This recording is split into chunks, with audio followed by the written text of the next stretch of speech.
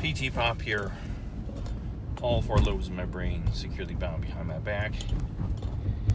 And I'm going to talk about one significant item from yesterday's video that I forgot to talk about when it comes to going back to work in this new call center. Stay tuned.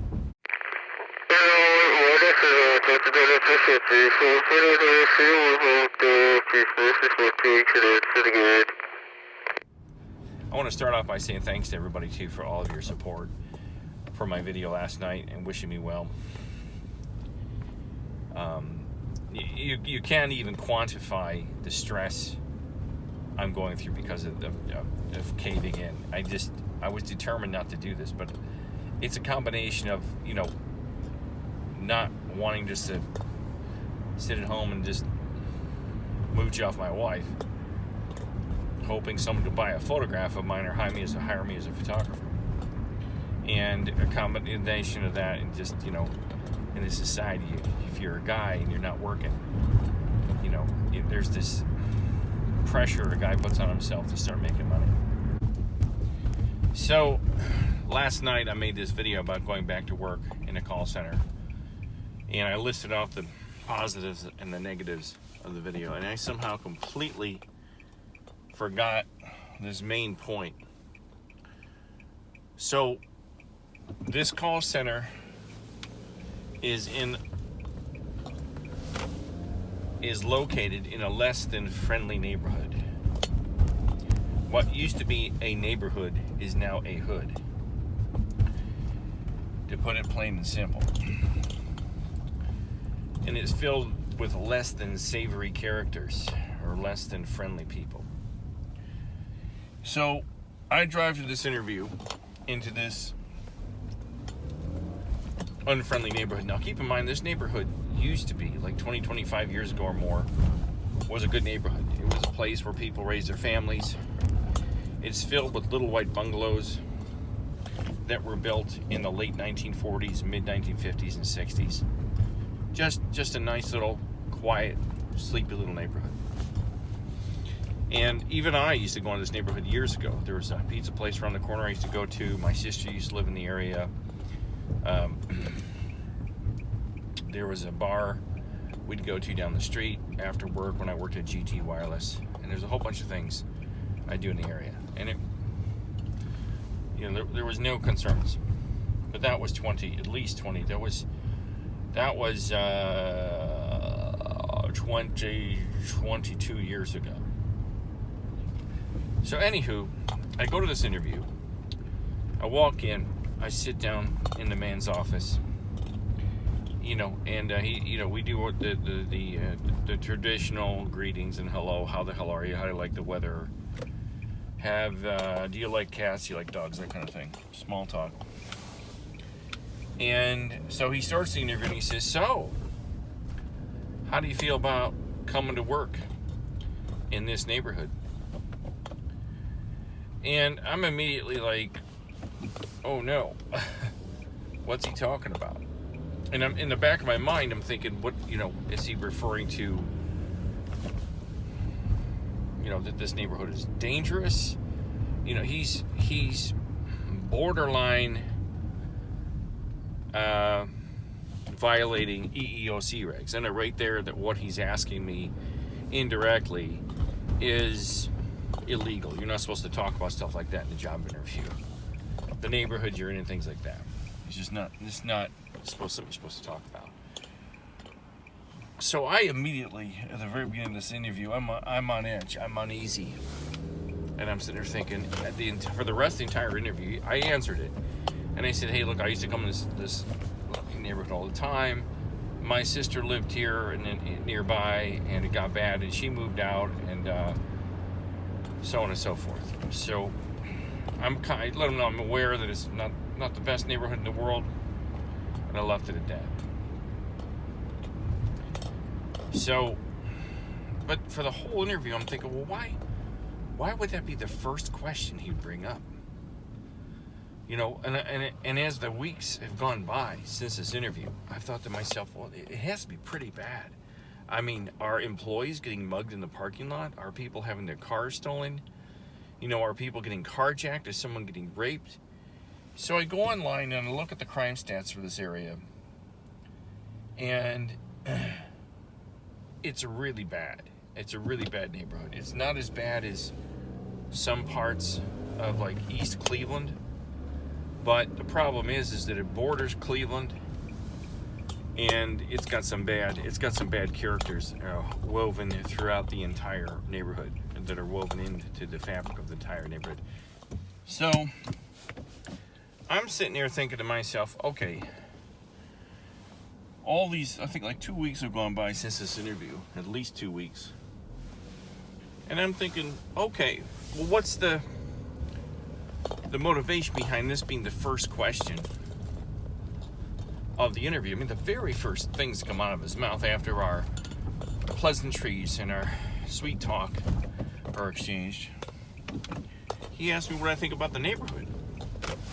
And I'm sorry, people, but I think that's a really odd question, and I think it's obviously something that has been a concern of his staff, and it must be a concern of potential candidates for this job, and they've turned it down because they don't want to drive in that neighborhood. So, as I was saying previously, I did some research, and in the whole industrial area where I'm going to be working is surrounded by high murder rates, larceny, theft, burglary, vandalism, car theft. Any type of crime that you can conceive of happens within about a 2-mile radius of this building. Most of it happens away from this general area, but apparently cars get vandalized, cars get stolen. You know, I don't know who's going to want my car. And I'd imagine some of the people that live in that neighborhood don't know how to drive a stick shift. At least I'm hoping that. They'll look inside my window and go, oh, damn, it's a stick shift. I can't drive that. So,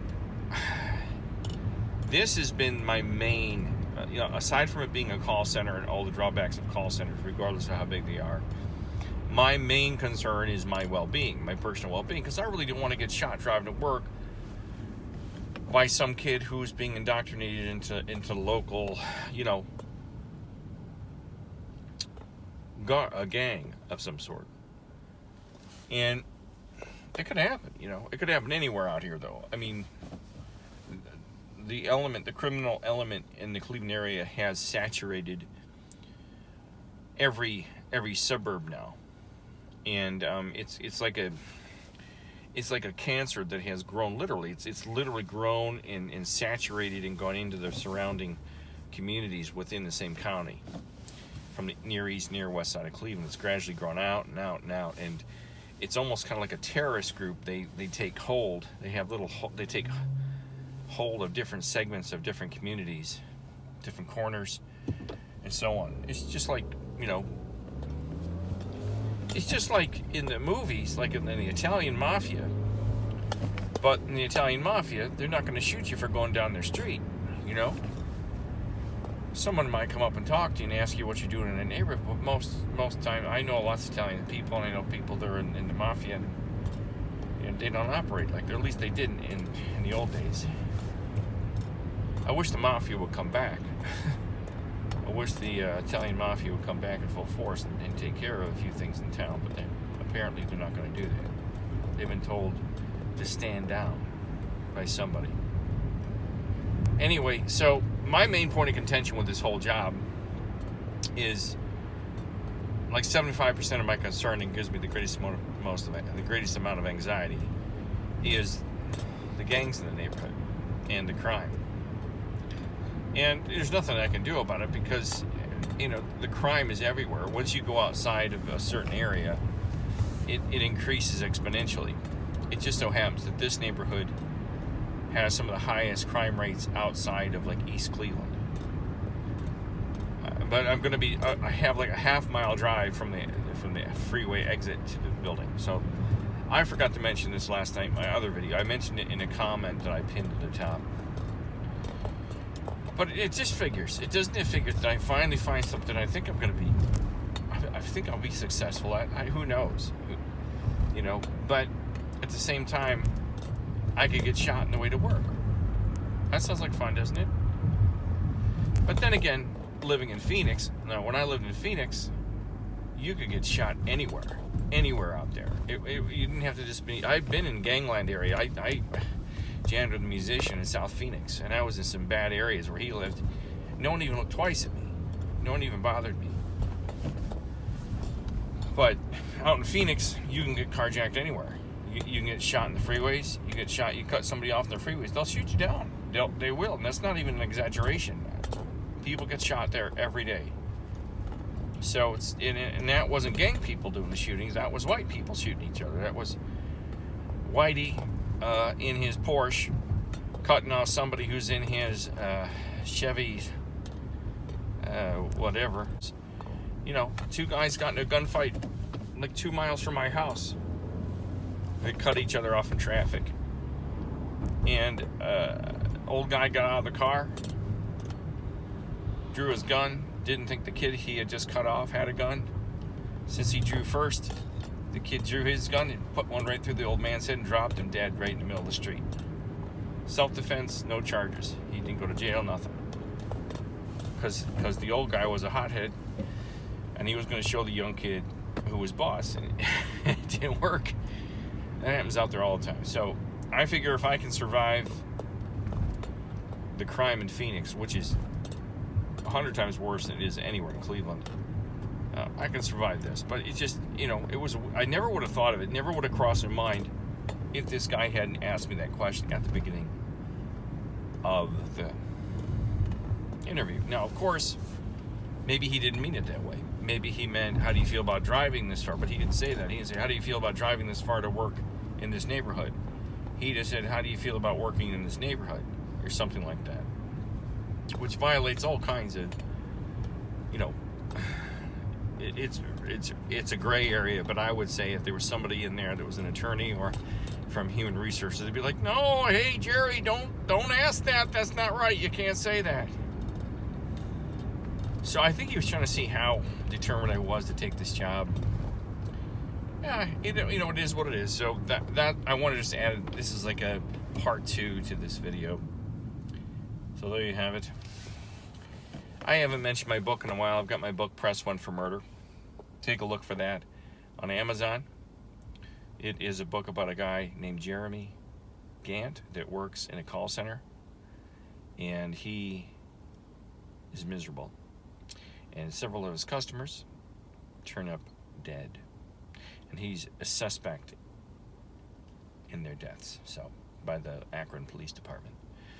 Check out my t-shirts on teespring.com. I've got Call Center Survivor t-shirts, which are pretty cool. And I've got some music on the internet under the name of Peter Tompkins and also under Peter McIntyre. So if you're into some acoustic folk rock music, check out my music. Maybe it'd be a great gift for a folkie. So you have a good day. I'm headed to another meeting for a group of artists up here. So you have a good night. Take care. Thanks for watching. Thanks for all of your support. So hopefully this doesn't get me dead. So there you have it. Please,